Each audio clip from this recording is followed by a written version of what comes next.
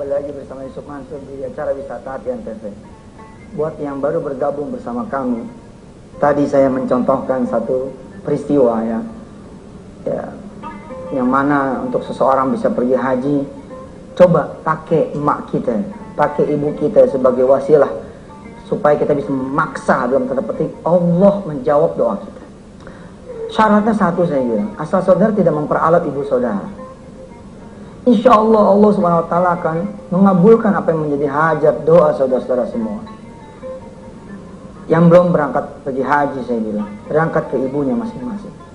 Lalu sampaikan dengan ketulusan yang sangat kepada orang tua. Syukur-syukur memang orang tua masih hidup begitu ya. Udah kesempatan. Sebelum nanti ke kantor mampir dulu ke rumah ibu. Atau nanti pulang dari kantor takut emang kita telat, kita mampir dulu.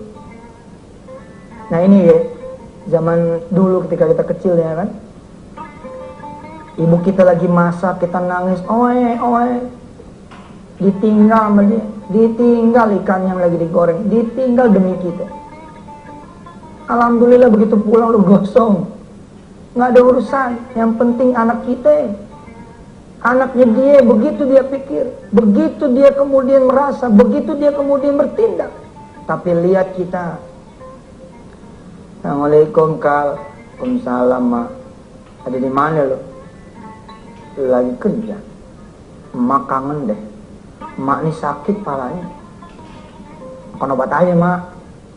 Kita jawabannya begitu di telepon, makan obat aja Mak. Mak kangen, pengen dipijitin sama kamu Kal. Ya elah emak, nggak tahu apa kita lagi kerja. Coba ada aja jawabannya. Paling banter kita SMS, mak kita apa? Entah insya Allah kita pulang mak, entah insya Allah kita pulang Idul Fitri 2013, jauh banget kan?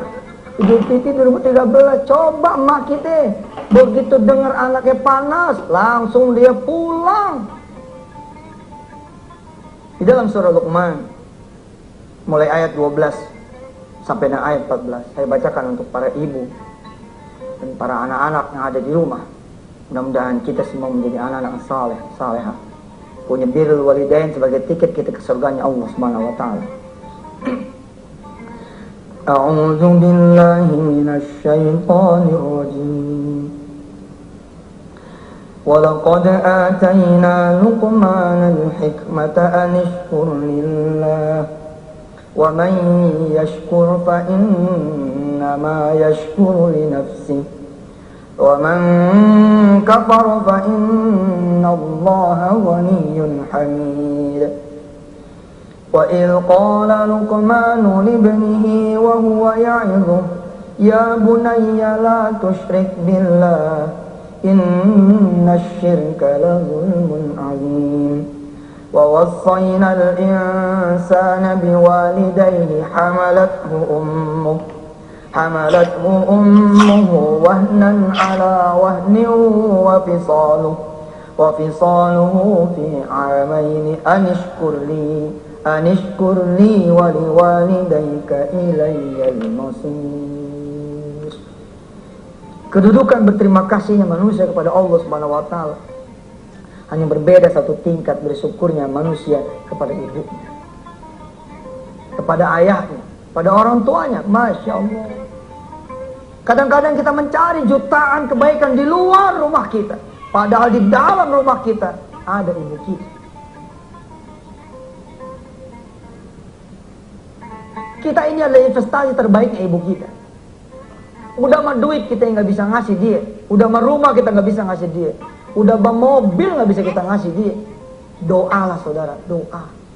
Setiap habis sholat minimal, Rabbi firli wali walidayya warhamhuma kama rabbayani shaghira. Minimal. Syukur-syukur saudara berdoa khusus gitu buat ibu. Ya Allah, Engkau lihat ibu saya makin tua. Di belakang ada yang nyaut, emang Mama udah tua, udah tahu. Emaknya ada di belakang.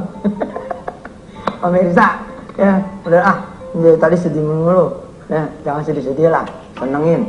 Saudara punya ibu tuh Masya Allah. Saudara doa. Ya Allah, emak udah tua, belum pernah ke haji, Belum pernah tahu kayak apa Ka'bah, kayak apa Madinah. Ya Allah, jadikan saya ya Allah adalah anak yang bisa pergi haji, orang tua saya ya Allah. Waduh, saudara, nyampe saudara, nyampe ke Mekah, ke Madinah. Sementara ibu di tangan kanan kita, di tangan kiri kita. Allahu Akbar. Insya Allah saya doakan, saya dan dan semua kru di wisata Tenteng ini pun meminta doa dari saudara semua agar bisa menjadi anak-anak yang saleh-saleh buat ibu kita semua.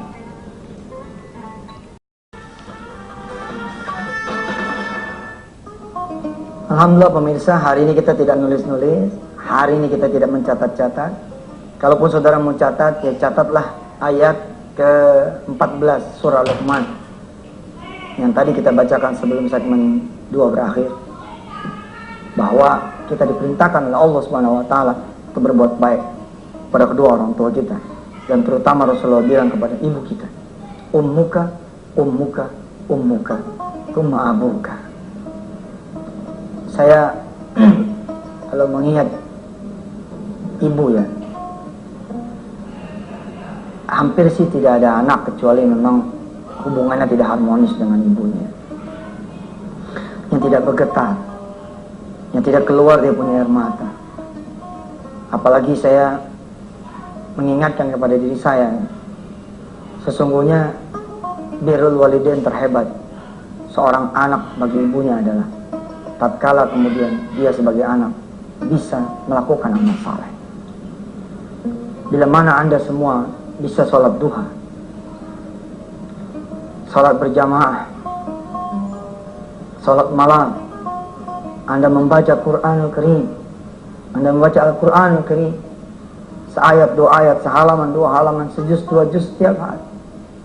Saudara kemudian bisa ruku sujud di tengah malam, saudara bisa bersedekah. Itulah sesungguhnya birrul walidain yang paling tinggi. Kenapa saya mengkategorikan itu sebagai birrul walidain yang paling tinggi? Sebab mengalir pahala kita untuk orang tua kita. Ketika saya mengusung rumah tahfiz, saya yang dosanya banyak, saya sudah mengecewakan ibu saya. Ibu saya yang kemudian tidak sanggup menengok saya ketika saya di penjara. Dibilang kepada anak saya, silakan jalan sendiri. Karena saya kalau ngelihat anak saya pasti pingsan.